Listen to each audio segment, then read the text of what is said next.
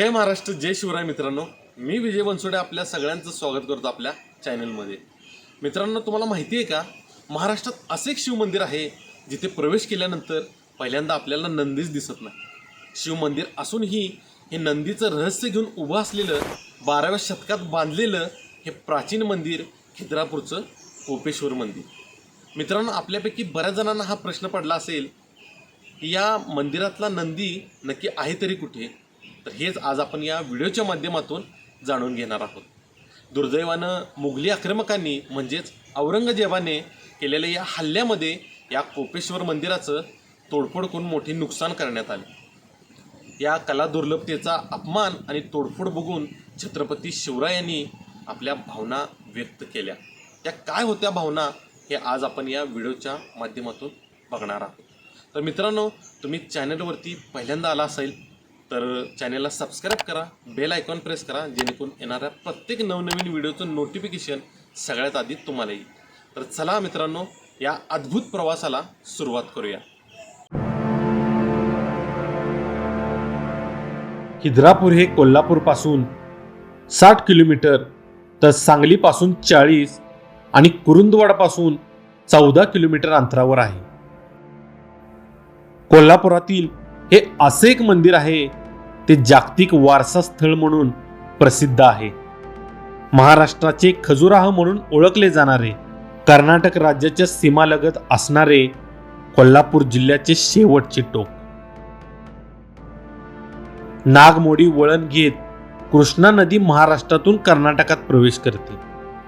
तर तिला कुरुंदवाडमधून पंचगंगा तर दानवाडमधून दूधगंगा मिळते.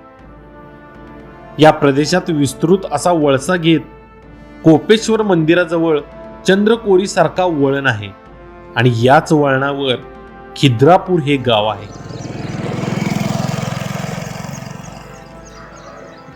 या 3 नद्यांचा जसा संगम आहे तसाच सगळ्यांसाठी हे ठिकाण एकाच वेळी श्रद्धा, कला आणि इतिहासाचा संगम आहे.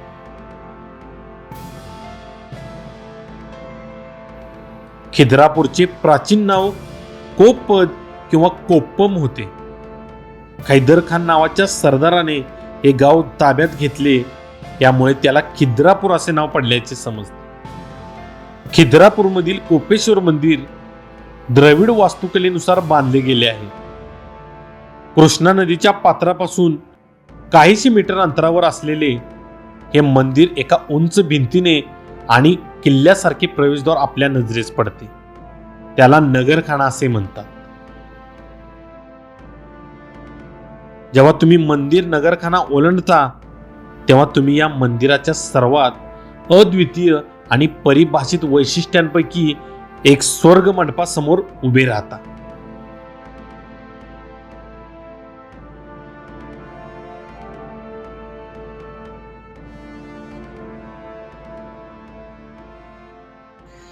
मित्रांनो, सध्या आपण खिद्रापूरमध्ये आहे आणि माझ्या पाठीमागे तुम्हाला जे मंदिर दिसते ते मित्रांनो कोपेश्वर मंदिर या ठिकाणी सध्या आपण आलो आहे.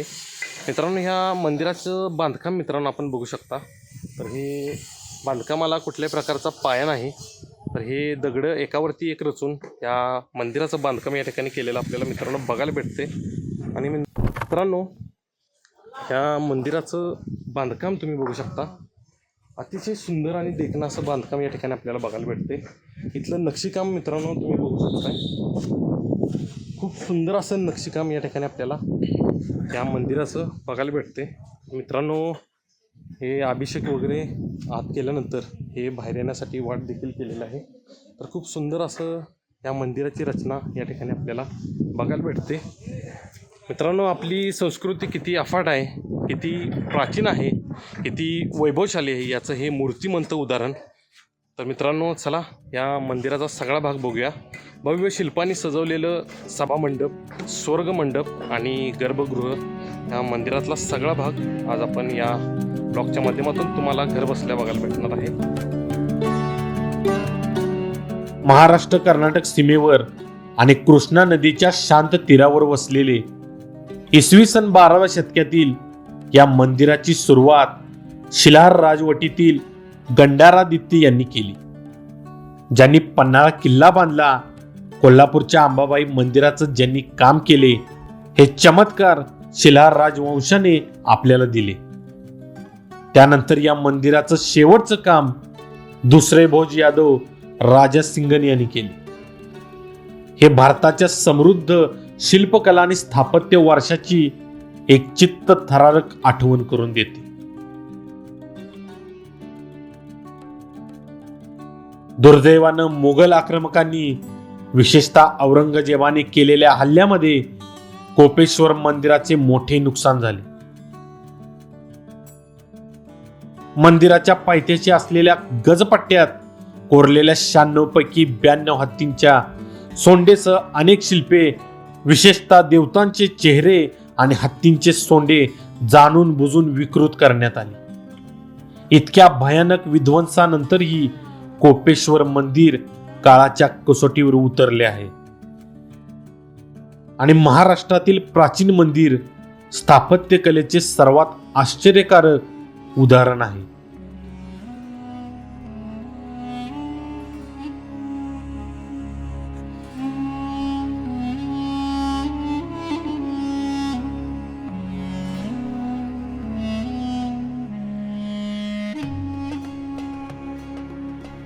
छत्रपती शिवरायांच्या काळात त्यांनी कलात्मकता आणि स्थापत्यकलेचे महत्त्व चांगलेच ओळखले होते. या कला दुर्लभतेचा अपमान तोडफोड झालेली बघून छत्रपती शिवरायांनी आपल्या भावना व्यक्त केल्या. या कलात्मकतेचं संरक्षण करणे हाच खरा राजधर्म.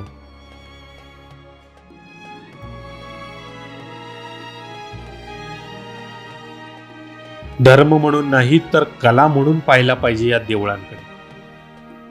यांना कलेतलं सौंदर्य कळत नाही ते काय आपलं धर्म जपणार.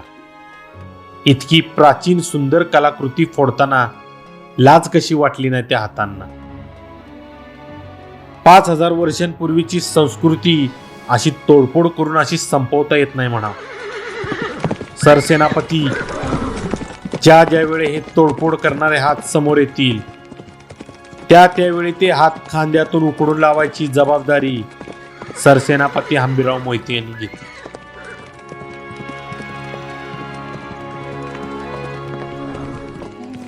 कोपेश्वर मंदिराच्या सर्वात बाहेरचा कक्ष आश्चर्यकारक वैशिष्ट्यांपैकी एक म्हणजे स्वर्ग मंडप.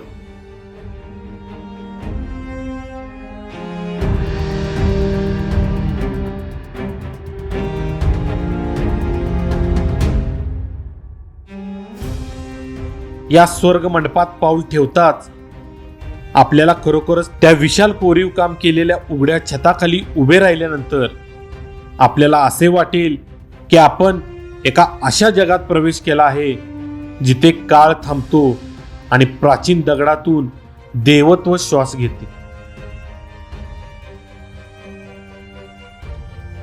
या स्वर्ग मंडपात एकूण 48 नक्षीदार खांब आहेत.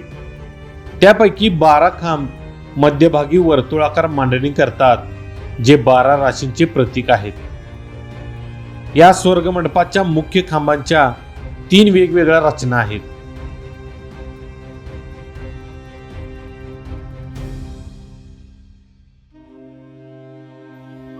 या स्वर्ग मंडपात ब्रह्मा, विष्णू, महेश या त्रिदेवांची प्रत्यक्ष एकत्र उपासना दिसते.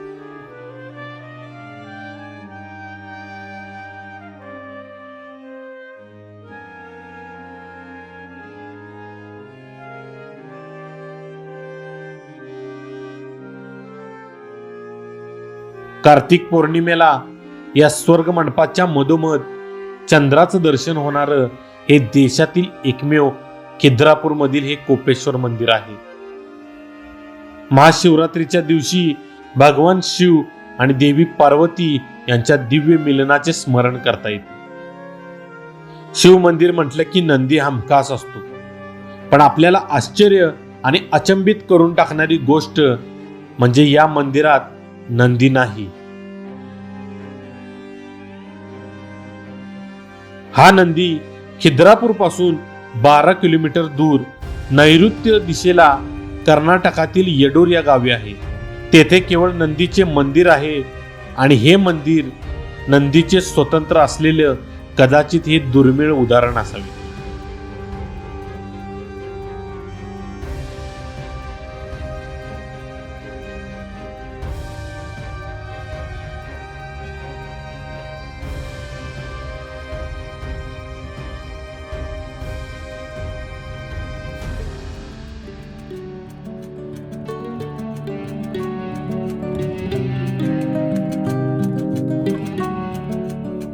हे आहे सभा मंडप.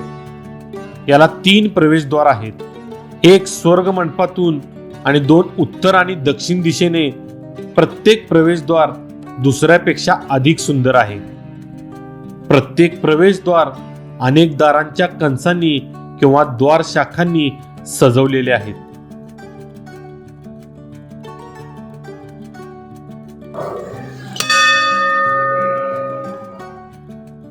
या सभा मंडपाला 60 सुंदर कोरीव खांबांचा आधार आहे. या कोपेश्वर मंदिराला एकूण 126 सुंदर कोरीव खांबाचा आधार आहे आणि त्यातील प्रत्येक खांब एक कथा सांगतो.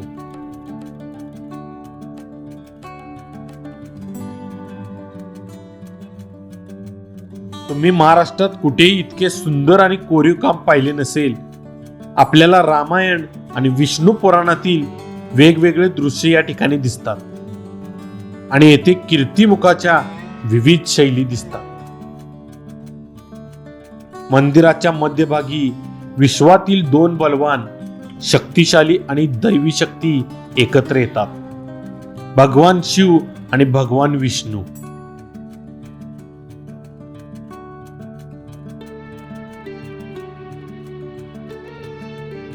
वरती पाहिल्यास आपल्याला मंडपाच्या छतावर कोरलेले एक पूर्ण फुललेले कमळ दिसेल. हे आहे गर्भगृह. एकमेकांच्या शेजारी असणारे हे 2 प्राचीन लिंग आहेत, शिवलिंग आणि विष्णुलिंग. हे एकमेव मंदिर जिथे आपल्याला ही दुर्मिळ घटना पाहण्याची संधी मिळते.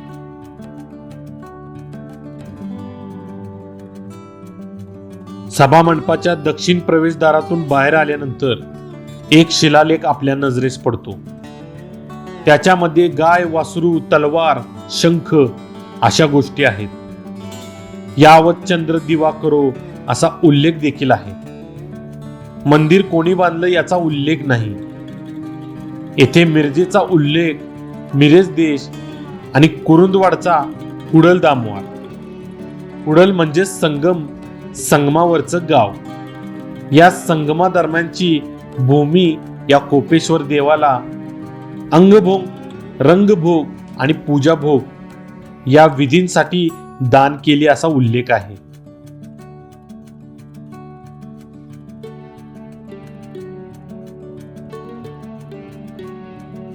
या मंदिराचे एक वैशिष्ट्य म्हणजे गजपट्टा. हत्तींचे तंबू संपूर्ण मंदिराच्या पायथ्याशी आहे. मंदिराभोवती एका सतत पट्ट्यात कोरलेली 96 हत्ती आहेत, जे त्याचा पाया बनवतात. हे एक प्रतिकात्मक हावभाव आहे. प्रत्येक हत्तीच्या वर एक ध्यानस्थ देव बसलेला आहे, जो शांत संयमी मुद्रेत कोरलेला आहे. हे निसर्ग आणि पृथ्वीच्या सामर्थ्यावर अवलंबून असलेली दैवी ऊर्जेचं दृश्य आहे.